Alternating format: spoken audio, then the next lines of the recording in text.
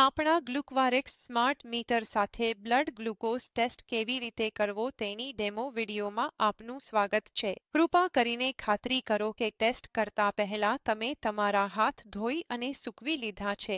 શરૂઆત કરવા માટે મીટરના તળિયે એક ગ્લુકોઝ સ્ટ્રીપ નાખો.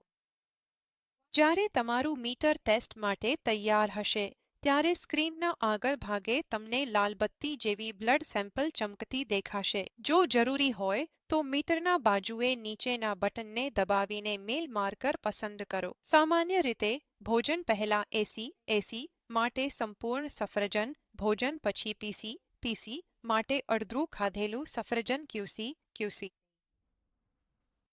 દરેક રીડિંગ સાથે યોગ્ય માપન મોડ પસંદ કરવું મહત્વપૂર્ણ છે જેથી પરિણામના લક્ષ્ય સૂચકોનો લાભ મળી શકે. પછી તમારું મીટર નીચે મૂકો.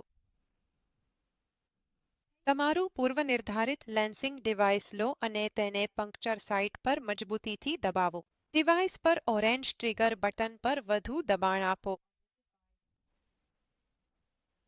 ખાતરી કરો કે પ્રથમ લોહીની બૂંદ પછાડી નાખો.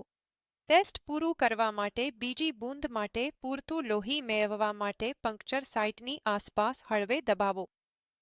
મહેરબાની કરીને લોહીના નમૂનાને ફેલાઈ ન જાય તેની કાળજી રાખો. તમારી ટેસ્ટ સ્ટ્રીપના હેડને તમારી આંગળી પર 45 ડિગ્રીના ખૂણે રાખો. તમારું લોહીનું નમૂનું આપમેળે સ્ટ્રીપમાં ખેંચાઈ જવું જોઈએ. પછી તમારું મીટર 5 થી 0 સુધી ગણતરી શરૂ કરશે.